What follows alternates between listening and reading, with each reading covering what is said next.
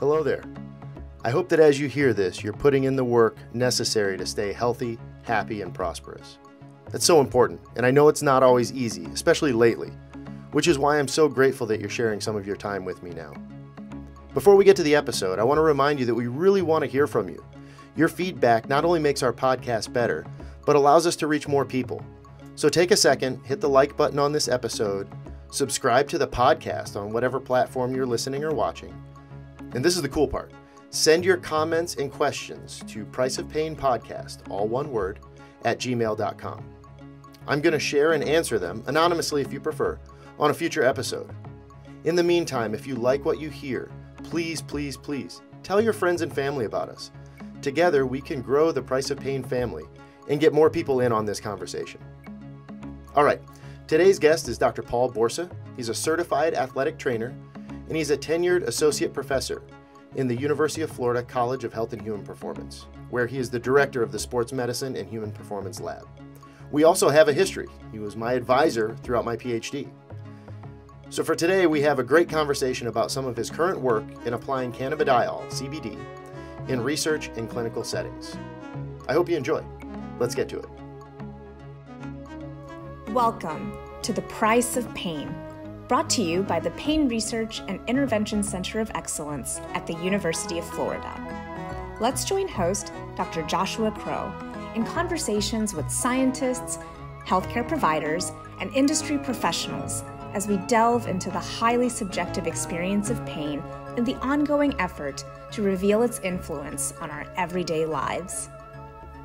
At the end of the day, when you're dealing with an athlete, you know, that concept of, okay, well, what hurts and how bad does it hurt is probably what's more important than anything else. Yeah, as far as the psychological component didn't exist back then. The social component didn't exist back then. It was mainly just biological in nature, and we didn't consider those psychological factors. I mean, we knew they existed, but we didn't factor it into we didn't factor it into our treatment plan. I always find that kind of interesting. You know, in growing up in a different generation than say some of our college students now and whatnot. You know, the psychological component to pain back then was, you know, suck it up. Exactly. Right? Mind over matter. So and so. Oh well, you know, so and so's a sissy. You know that doesn't hurt that bad. But that's the extent of the psychological influence. Well, right? Here's what I noticed from working with different sports teams. Like I worked wrestling. Mm-hmm. Wrestlers have total disregard for their body. So they get hurt and they're just like, get up, you know. So that was easy. Yeah. But then I spent time with some of the other sports, like, for example, and I'm just, you know, like I worked a little bit with women's gymnastics, and I noticed when one of the gymnasts got hurt, they were very emotional about it, and the whole team came around them and they huddled and they all cried and it was this big, I don't want to say party, but this big event. Right. And I'm like, it was an intrapersonal thing, is more than gosh. just I'm just like, wow. Yeah. I'm coming from wrestling where get up, rub some dirt on it, you're okay, to this event. And so that was the extent of like, okay, I see it's different amongst different teams, athletes, gender. There you go. Even on a superficial-ish level, you could say, well, you know, boys wrestling, girls gymnastics, or men's wrestling, women's gymnastics, however you want to parse it out. But you see it, you know, between sports also, where there's this kind of expectation of that intrapersonal, the societal reaction to pain. You know, so take soccer for example, or football, however you want to, you know, on a world stage. You know, where there is such a thing, obviously, as the flop. Not every time somebody is rolling around grabbing their ankle are they really as hurt as bad as it. You know, there's another component to that. However, compare that to something like hockey, for example, where, you know, you get into it, you mix it up, and when the lines change, you go back to the bench and, you know, get your eyebrows stitched up real quick before you have to go back in. There's no, you know, timeouts, and that's kind of how wrestling was too. And, right. Also is that idea of the sensitivity and the tolerance. Right. So you know, different athletes have different sensitivities and they have different tolerances to pain. And it was interesting seeing, you know, how some maybe ultra sensitive, but they're very tolerant. Right. Pain, you know, or else you know, the buffer could be very small between the two.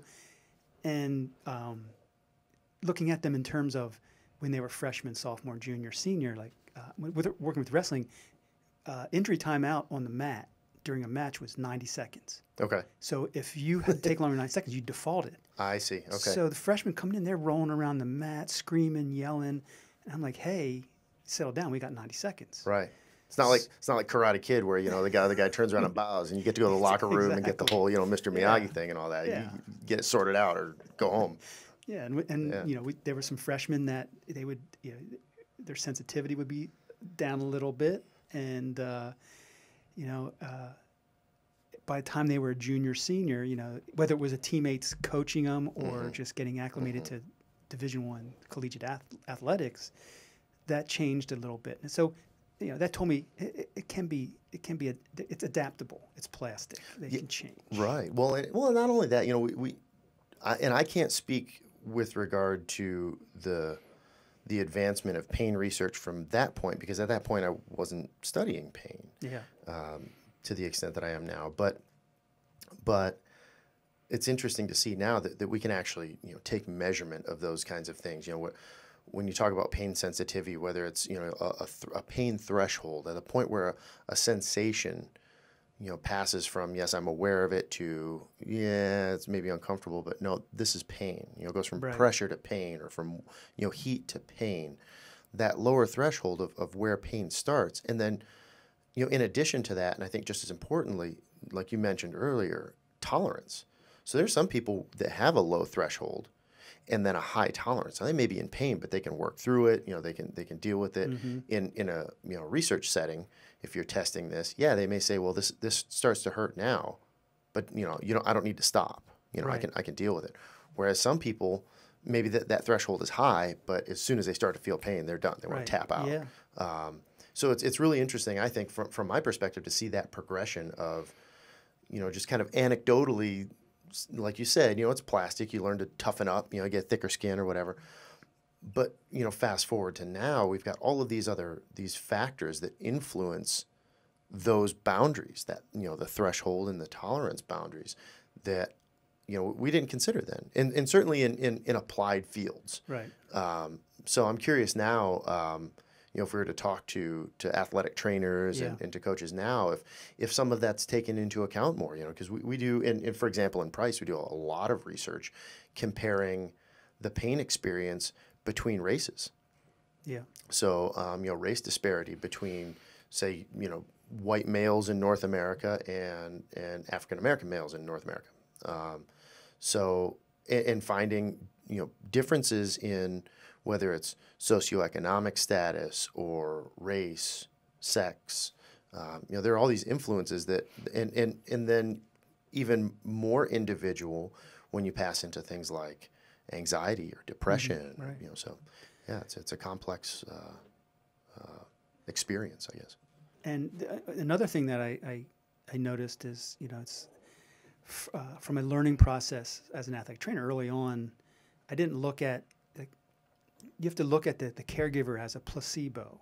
Right. So just them being present kind of soothes the mind. They look at the therapist as someone who's going to make me better, and how you can use that to your advantage. Cognitively, your explanations, your communication, how you express yourself, things like that go a long way. And so let's put a pin in that for just a second. Some of our listeners may, when you say placebo, they may be thinking, the sugar pill, like a fake pill, right?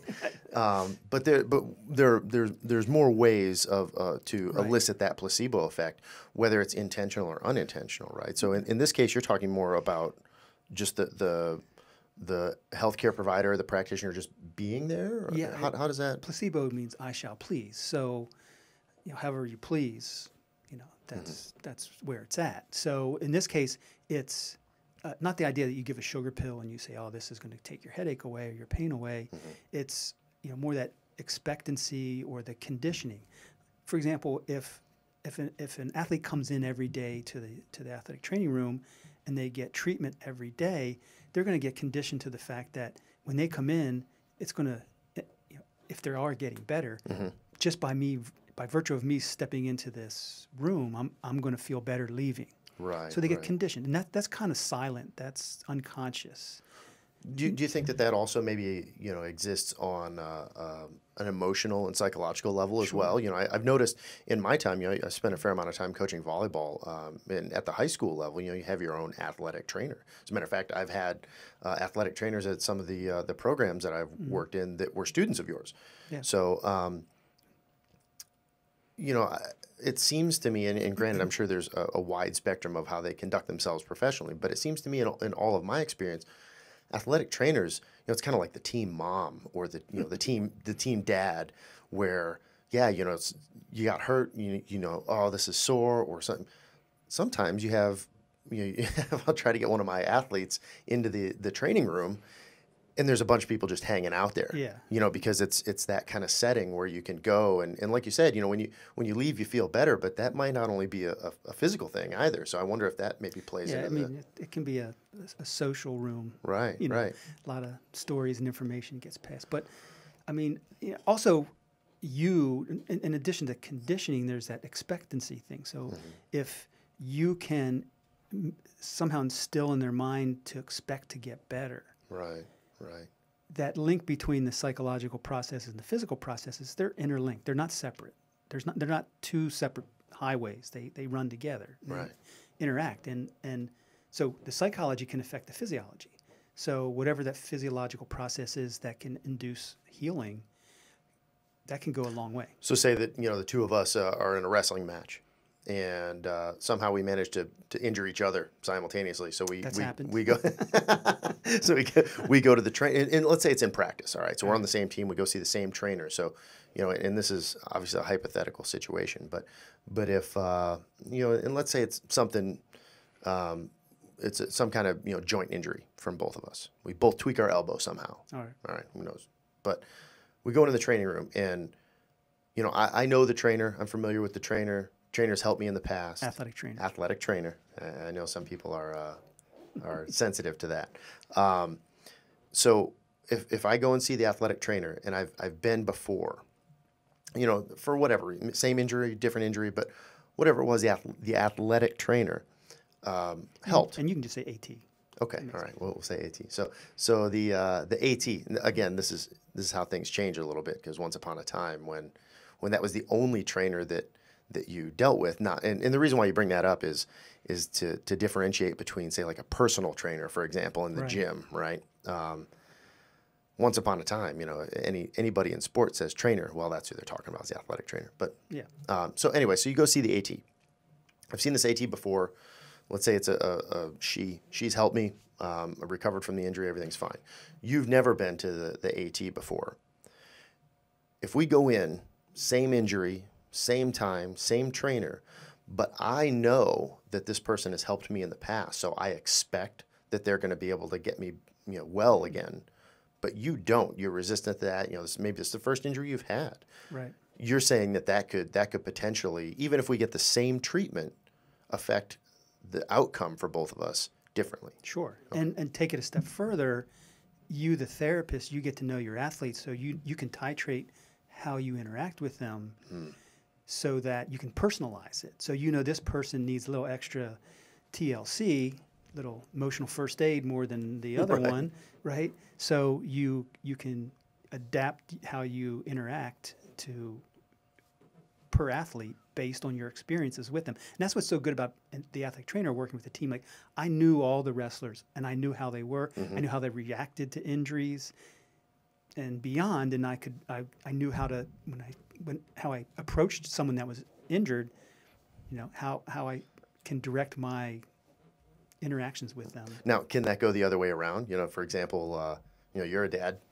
Your kids are playing in the yard, and it's Thanksgiving, everybody's got their kids around, and there's the one kid that falls, and their parents are immediately there. Oh, are you okay? Are you okay? And then, somebody else's kid falls, and they're all right. Conversation doesn't even stop. More often than not, it seems, the kid that falls and everybody kind of crowds around, almost maybe like the gymnastics effect that you were talking about. Those are the ones that, it's a really an event. More crying and, end of the world, and they need to be picked up and held and soothed. And The other kid, they might sit there a little stunned for a moment, but then they just get back to doing whatever they're doing, with the knot on their head or whatever it is. And so could that work? You said it, not me, but yes, that is, the corollaries are there between the two situations. Well, and to be fair, in my experience, and I'm not drawing any sex or gender differences to this at all. Just using the past examples. Some of the toughest athletes I've seen in playing men's volleyball and coaching women's volleyball, the athletes that I've coached tend to have been way tougher than the teammates that I've played with regard to those things, both physically and psychologically. So that let me put that footnote on there. So nobody, I don't need to get hate mail, on this podcast. But you're saying that as a practitioner, as an AT, that you could use that to your advantage also in understanding. Well, okay, this person doesn't need the attention. Throw a bag of ice on them. Tell them to elevate and put them over there and leave them be, kind of thing. And that's so you got the biological, the modalities, the physical agents, whatever you use to help. Right. Then you got the psychological, that could be the placebo and other, how you interact with them. Then they got the social, which never, ever considered. Like, an athlete would get hurt, we put him in a corner or in a room separate from the team. Isolation. Right. No, you don't. That's a bad thing. That's a bad thing. You want to keep them interacting with the team. Have them out there practice. Have them working with in the skull sessions, in the in when they're looking at film. We never considered that, and that's shown to be productive in terms of helping them get better because they feel apart. You put them in isolation, they feel isolated, they get depressed. That's just going to hinder. So these things, when I first started learning about the biopsychosocial, first I had to be able to pronounce it. I had to be able to pronounce it first, and then break it down and say, well, what's this mean? Well, and I think that's a good segue into some of the research that you're doing now, particularly with, let's say, newer treatments and modalities for pain, and maybe some factors that covariate with pain, like anxiety. So what are you working on currently? Currently is my study. We're looking at the effect of minor cannabinoids, major cannabinoid, cannabidiol, CBD, and they know that in the past CBD does have a neuroprotective effect. So when you say neuro, pain falls under that canopy a little bit.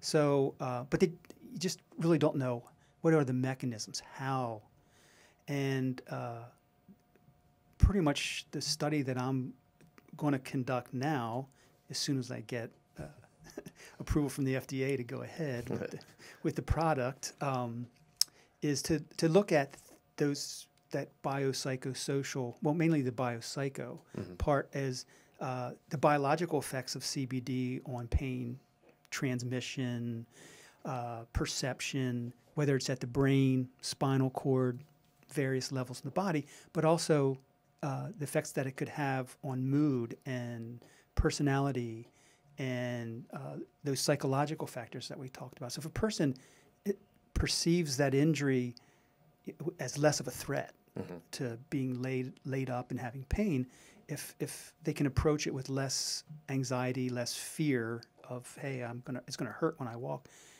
then that's going to help accelerate the recovery process. So you got the biopsycho potentially from one type of an intervention, right?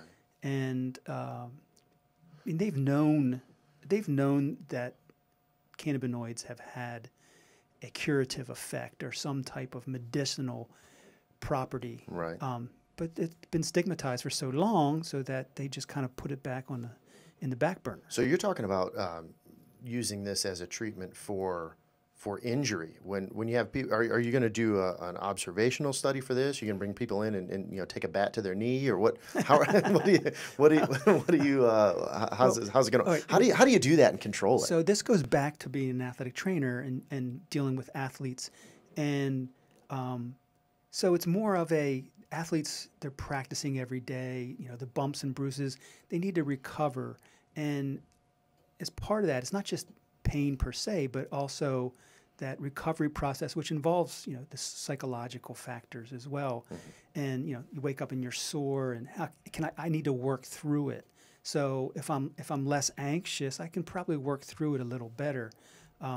So that's kind of my angle towards this project, but also it's musculoskeletal pain. So it's trauma to musculoskeletal tissues, connective tissue, muscle. So over the years, I've developed, and it's hard. You can't just go out and take a bat to the knee, like you said.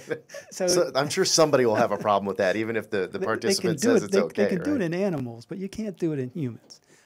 But what you can do, and what I've learned, or what I've developed, is to use an exercise model where you're going to create some damage to muscle. So it's a type of exercise, eccentric exercise, where you're loading the muscle in a way that it's inducing a lot of forces within it, where you're going to have some micro trauma, and it's going to replicate at a low level an injury. You're going to have inflammation, you're going to have pain, you're going to have stiffness, and it's in a controlled environment, so you can induce the injury. You can take baseline measures. You can before injury, which is hard to do if you have a team. Hard to measure everybody before they get hurt. Right. Here they come in. You can do baseline measures.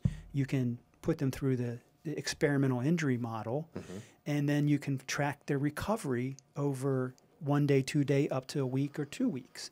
And it's a really controlled way to do an experiment, because you can look at different dosages, different treatments, things like that, in a controlled, randomized manner. Not to feign ignorance on this, but that's exactly what I'm going to do, because I am familiar with this model. But tell our listeners, how does that compare, say, when you talk about exercise versus injury in this model?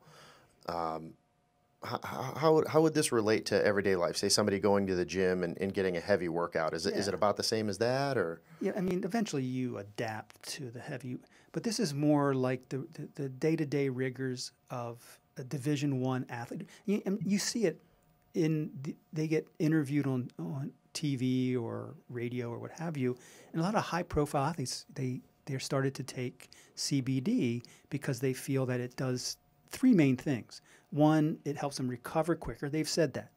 I feel like I recover quicker. When you say the athletes say the athletes say that. Say that it helps them with their quality of sleep, and they feel like they're mentally they feel less anxious, and it helps them.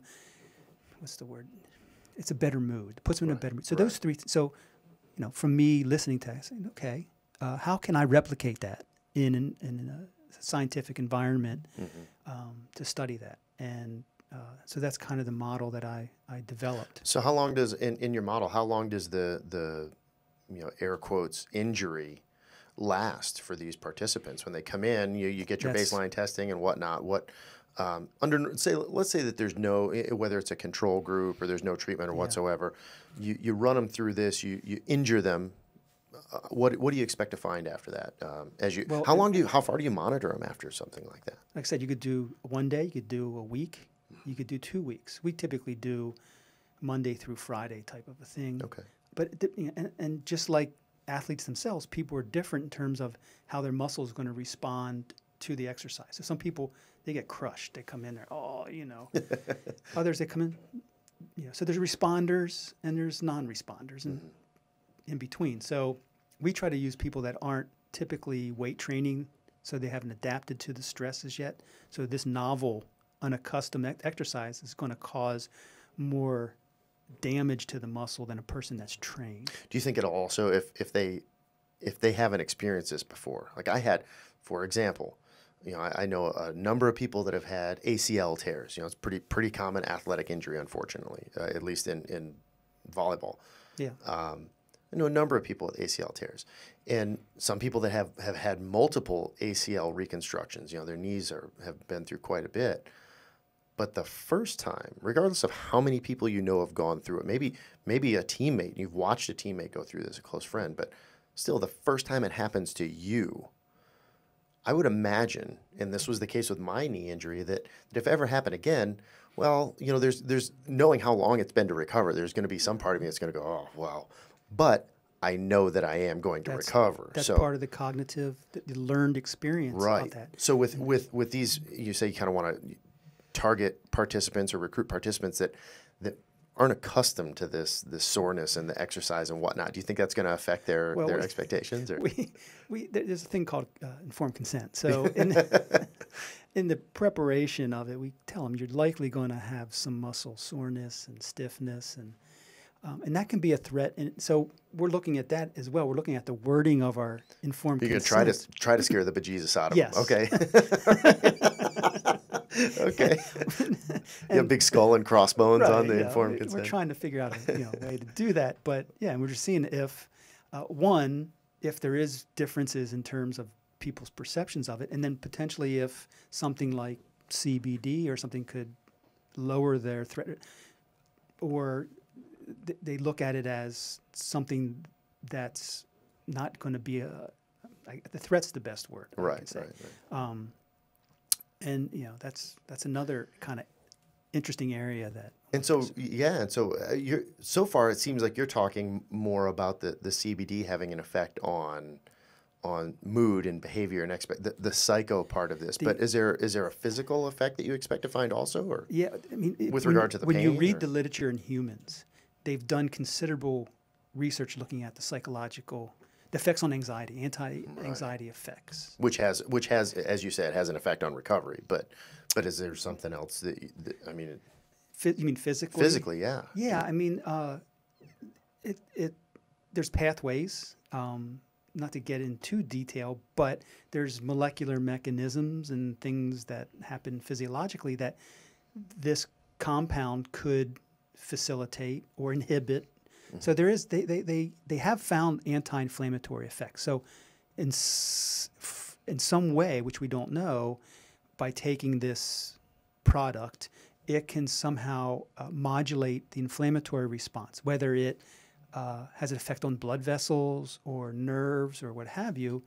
They've found that it does have an anti-inflammatory effect, mainly found in animal models, not humans. So this is relatively new stuff. I think so. I all the research I've read is always in animal models because they can hit them, whack them with induced inflammation. Yeah. And the parents aren't calling saying, "Hey, what have you done to my?" Exactly.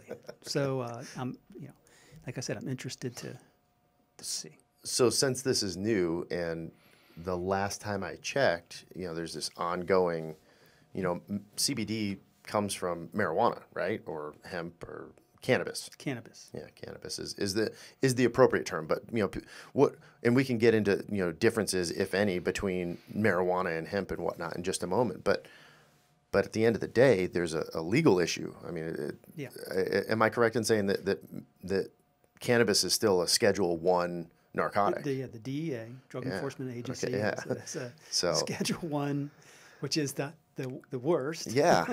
That's the funny thing is, CBD has the research that they've done. Even the CDC, the World Health Organization, has shown it and found it to have a very favorable safety profile. Very low. What do you mean by that? As far as side effects are nil. Okay. It doesn't impair motor function, like if you want to go drive or work. And this is just for the CBD component. This is just CBD. Okay. And that's why it's popular, because it has a favorable safety profile. It doesn't impair motor function. It doesn't get you high or euphoric,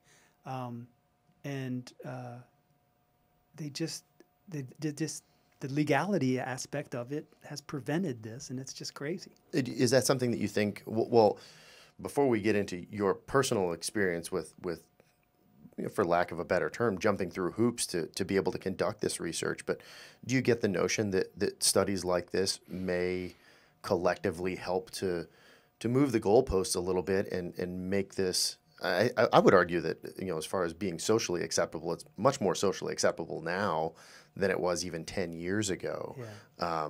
But is there a possibility or any indication that legally the goalposts are beginning to move? The big problem is the regulation of it is not good. Okay. And it's haphazardly regulated.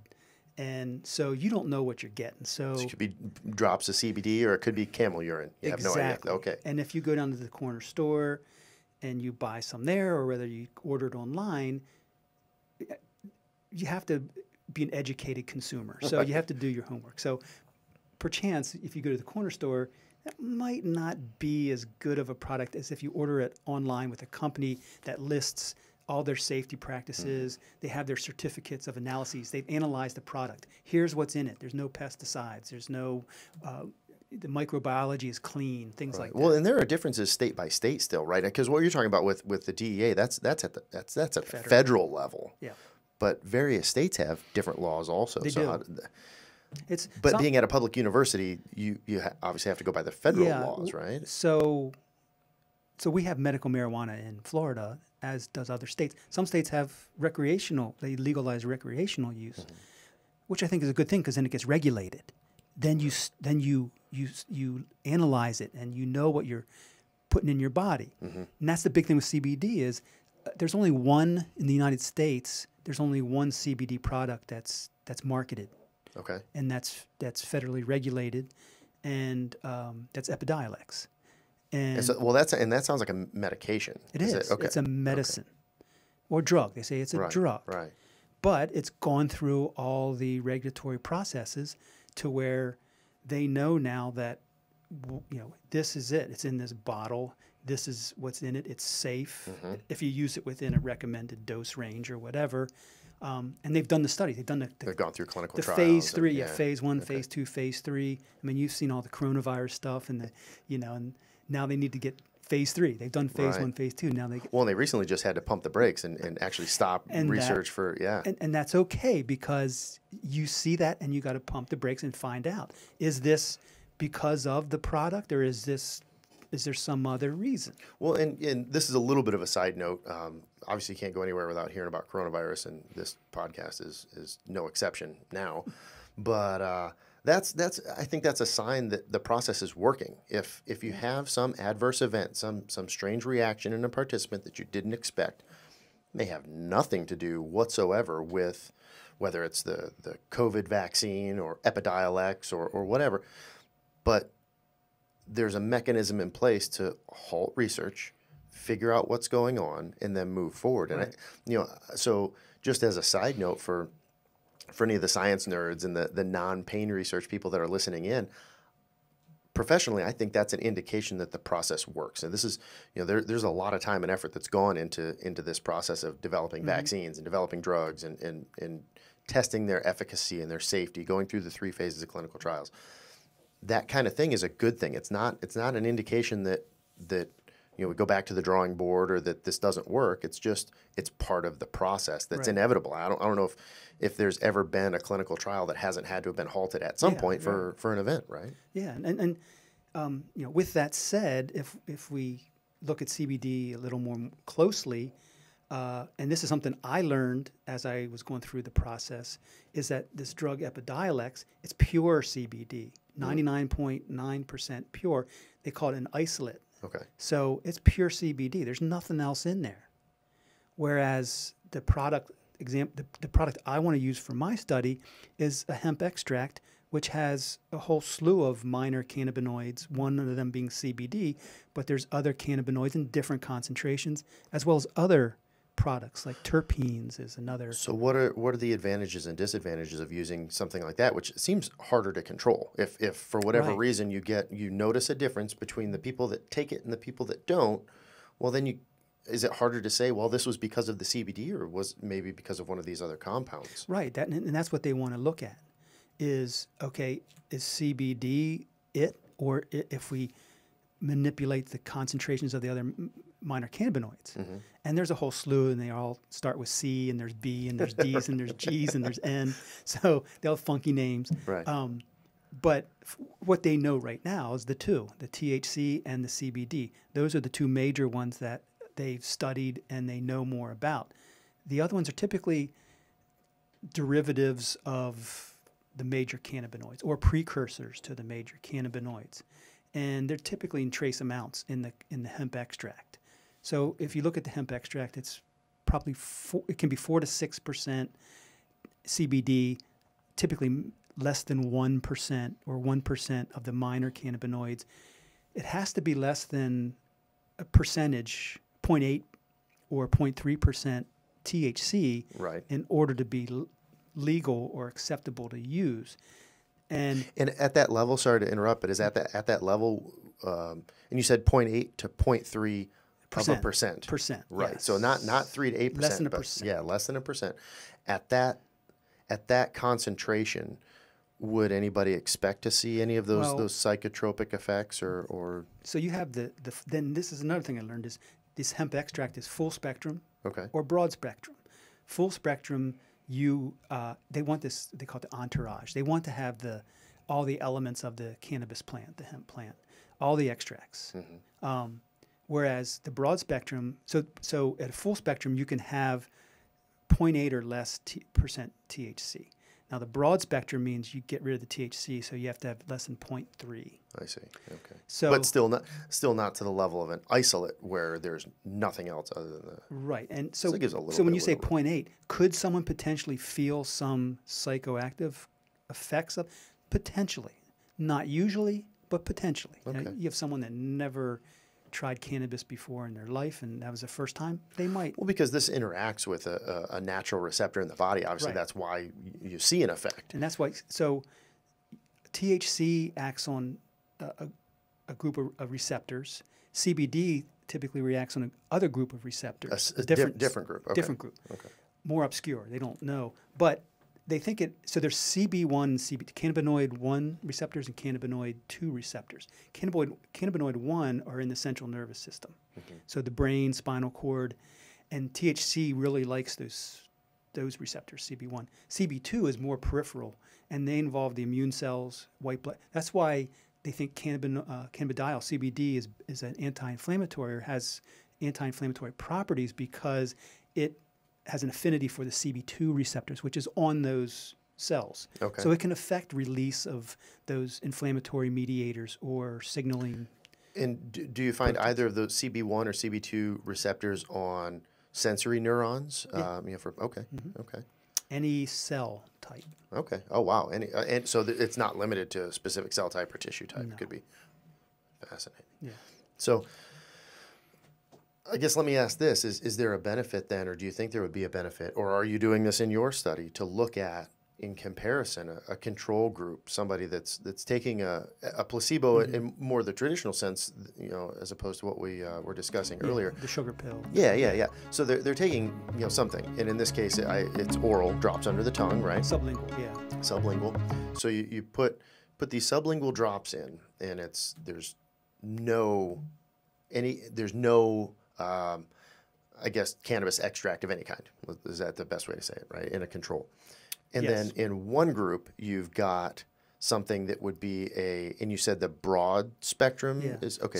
So the extract is put into, it's an oil-based compound. Okay. Tincture. They call it a tincture, which is in a little bottle. Same as a vehicle for those that are in other disciplines, like if it's in a dropper and you just put it on your tongue. Okay. So the placebo is basically just the oil with no other product. So I guess what I was going to say is, so say you compare an oil versus an oil that's got the CBD in it versus Epidiolex, which it's the isolate. So could you then look at, and is that something that you're doing in this study, or is that maybe something you're saving for later? Well, obviously there's the isolate Epidiolex is a drug, so it's expensive. The hemp extracts, see, I want to replicate what you can get online. So I have a company that I work with. We have an agreement they're going to supply the product.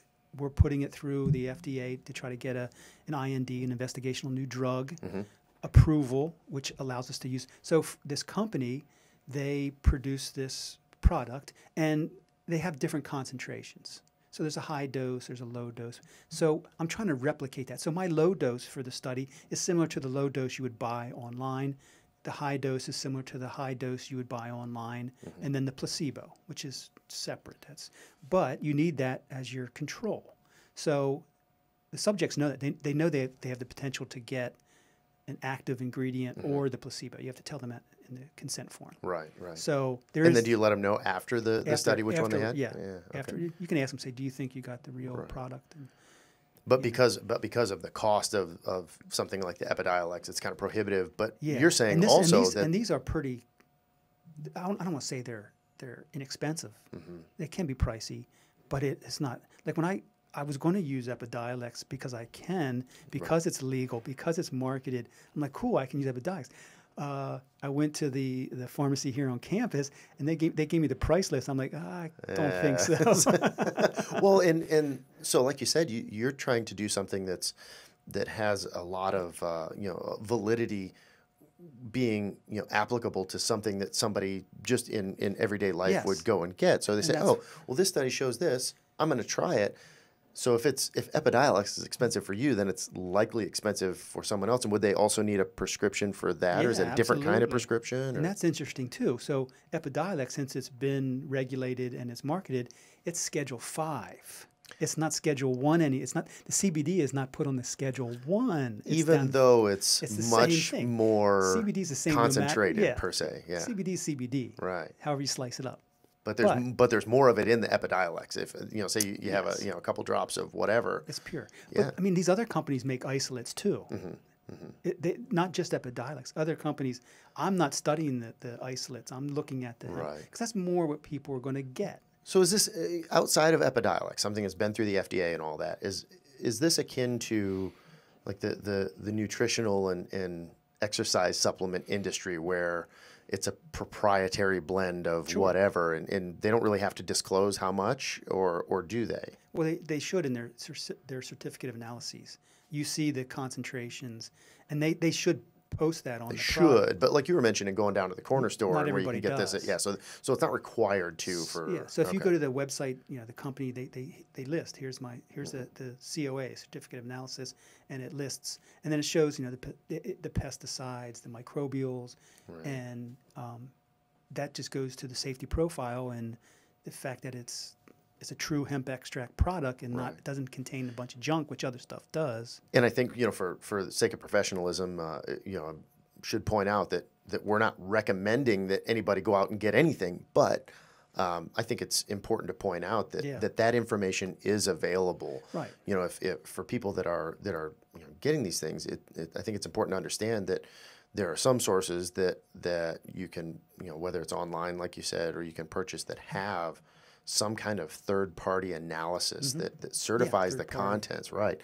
So it's unbiased, and by third-party I mean it's not you as the consumer, it's not the person that manufactures or produces the supplement, if you want to call it that at this point, I guess. Some testing company. Right, it's somebody else that's not biased. Now, they don't have a stake in the game. Yeah. With that said, some companies they make their own third party. Right. So you could be the Paul Borsa CBD factory. Yeah.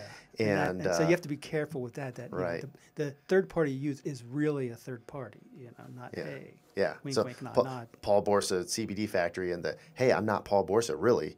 CBD testing company. And then you hire yourself to play with the name. Yeah. Right. Got it. Okay. So where do you see this going then?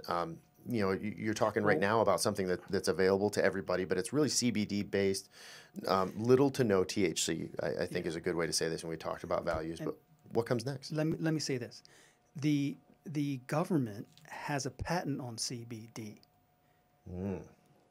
so they have really big interests in this. So they've patented. Now, CBD is naturally occurring.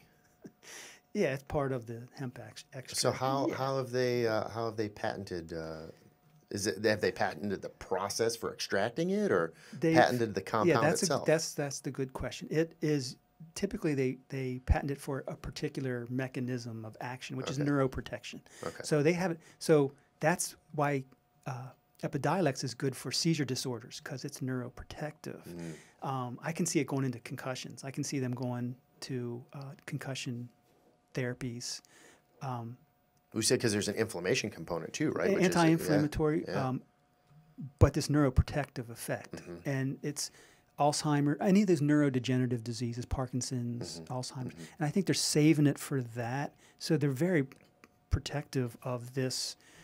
That's why I'm finding that this is a hard. There's many hoops and they're hard to get through. And in this case, I'm not feigning ignorance. I'm genuinely surprised that the FDA is. And I assume it's the FDA that's patented the CBD, right? When it comes to the government, it's not. It's not the FDA. I mean, they're all related. They're all under the same umbrella. But some federal agency has patented CBD, which is a naturally occurring compound that you.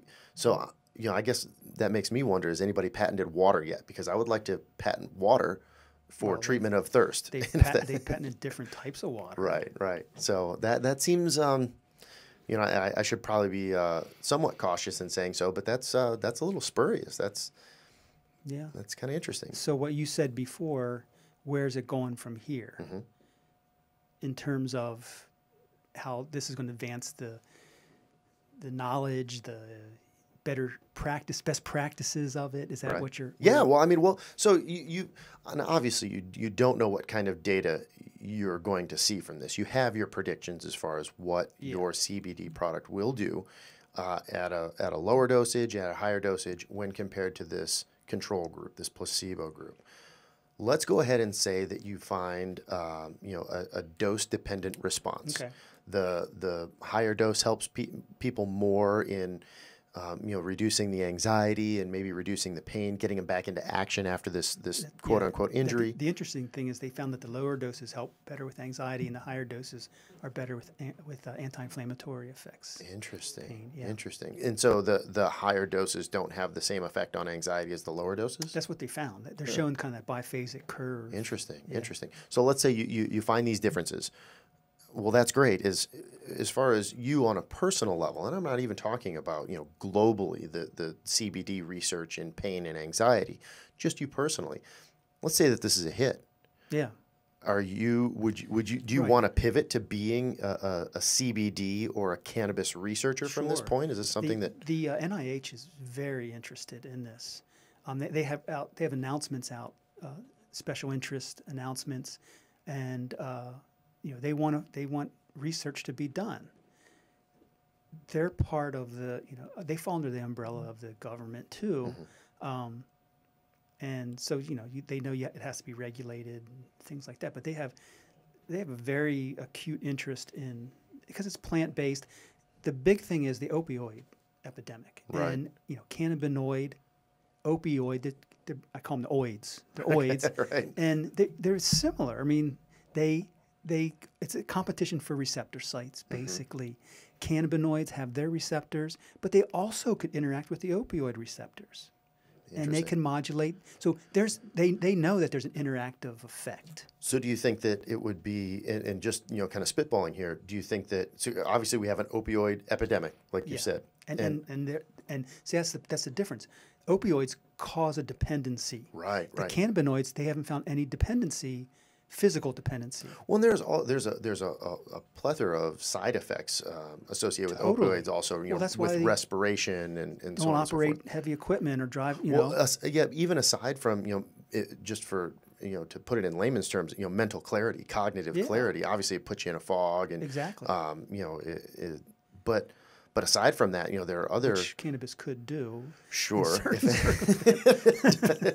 Depending on what tincture you're using. But with opioids, there are other issues as well. You have to be very cautious with regard to ventilation and, some of the respiratory musculature and whatnot as side effects. Those are pretty predominant side effects. What they're really interested in is, if you are taking opioids, can you supplement with cannabinoids, and that can wean them off of That's the what opioids, I was going to ask. so that they can, wean off, and the supplement can have beneficial therapeutic effects. So maybe you do half and half. Right. Half cannabinoids, half opioids. And then kind of titrate it down as far as the opioid content to wean them off of that, and thus eliminate their dependency, but still get the pain relief effects, right? The one slide that I had, which showed the in the dorsal horn of the spinal cord and all those neural pathways where they synapse in the dorsal horn, and they have all the receptors and the different types of some are opioids, some are serotonergic, adrenergic, and they never show the cannabinoid receptors. So I'm like, well, throw those in there, and then we'll see what show happens. How there's this whole interactive effect. I'm sure. Sure, and that all lends to what we call endogenous pain modulation, right? It's our own ability, even if you don't take in anything from the outside, it's our own ability to alter how we are perceiving the pain that we may be experiencing. The big secret is, so we have the endogenous opioids, the endorphins. We know that. We Right. highlight that. Oh, yeah, the runner's high. That's the endorphins. Well, now they're saying, no, there's an endogenous cannabinoid system that's parallels the opioid, endogenous opioid system. But they never talk about the endogenous cannabinoids. Which, I mean, if you look at the opioids, those are all Schedule 1 narcotics also, correct? No. I mean, oh, they're not? No, that's the thing. If you look at the slide, you can see, well, they have heroin. Right. But they have, marijuana, LSD. But let's say I wanted to mescaline. get hydrocodone, for example. That's low. That's like two, then that runs. There's that range of 2, 3, 4 down there, but they're not 5. So you can get oxy. Right. With a certain prescription that you wouldn't need a level 1 physician to prescribe oxy to you. But if you're going to get cannabis, you need a level 1 or Schedule 1 physician. So it kind of sounds like this concept of scheduling these drugs needs to be revisited. It seems like it's a little bit all over the place. People have been screaming off the rooftops about that. Yeah. And and a lot of it's political. A lot of it. Well, boils because down money's to involved politics. also, right? Yeah. Absolutely.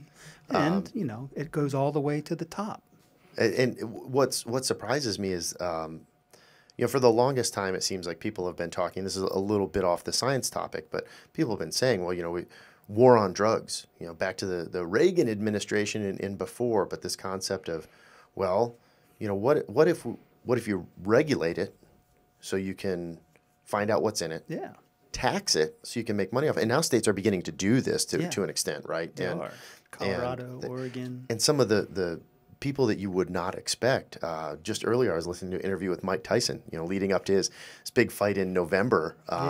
Roy Jones Jr., Roy Jones Jr., right? Oh, is it? Yeah, I think it's Merriweather, isn't it? No, I think it's Roy Jones Jr. Okay. Either way, two heavyweight former champs are going to go at it. But Mike Tyson, I don't know if you knew this or not. 54, 56. But did you know he also has a marijuana ranch where he's growing and selling and producing, in all California kinds of is products. legal. Yeah, they have recreation. Yeah. So it's involved in that. Clearly lucrative. Very lucrative. Yeah. If you do it right. You have to do it right. And they regulate you out the wazoo. But if you can navigate those waters, you can do all right. But then there's some intricacies to this also because of the federal regulations. And I don't know if this has changed, but I had to go out for a conference out in Colorado not too long ago, a year or so ago, and you have these green. It's like the first aid sign, only it's green, right? The green cross, and they're everywhere. These dispensaries, but maybe you can help me with this.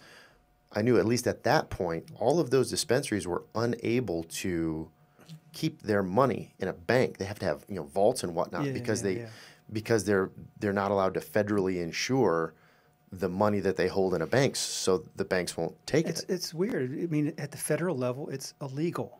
Yeah. The state's level, it's legal, but the government's happy to take your tax money. Take the tax money, but we're not going to insure the profits that you make off it. It's crazy, and it's got to change. It will. And theoretically, they still could. The federal government, if they decided to do a lockdown on Colorado, they could come in and bust everybody. They could do that, but I mean, why would they? But why would they? And they don't have the person power. Sure.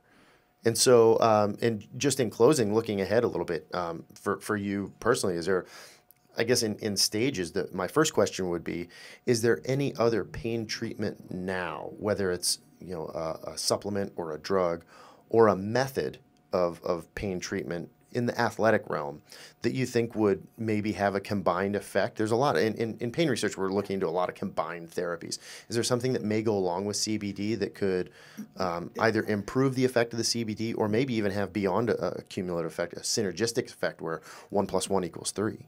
They're looking at the synergy between cannabinoids. One, that's within the plant itself. But I mean, there's other products like kava.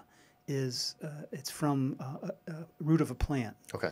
And that's shown to have anti-inflammatory and analgesic. And they've made the Polynesians have been consuming that for ages. It's legal. It's just a plant. I mean, is that anything that's controlled? From a root, it's root extract. Okay. And they make a drink out of it, and they've been swearing by it for ages that it helps recover and makes you feel better. And so, I mean, there's other botanical type products out there, whether that could be combined. And do you feel that, and I guess I said I had 2 questions, but this is a third actually.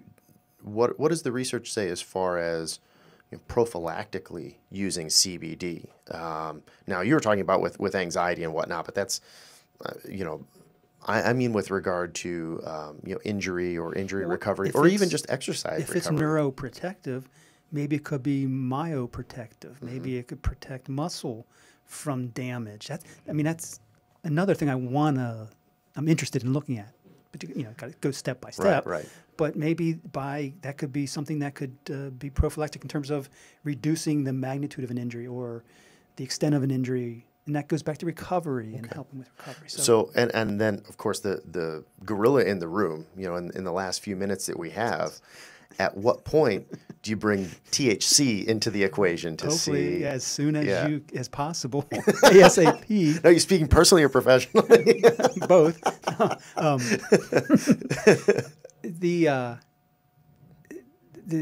They've done research in that area and found positive medicinal effects, but that's worse than CBD because that there's the stigma behind consuming. Sure. Don't be a pothead but the fact that it does alter your level of consciousness, it impairs motor function and things like that. So you got to be really careful about that. Well, but in a lot of ways, and just to play devil's advocate on this, you had mentioned with opioids, it always says on the bottle, don't operate heavy equipment and whatnot. But the fact of the matter is and you see this in traffic laws, I think is a really good example of this, because not everybody's going to jump out and run a bulldozer or a crane, but cars heavy equipment. And that's some everyday stuff. So, some of the impairment can be on par with having a few too many drinks. So I think that definitely muddies the water, but it's not like we don't have,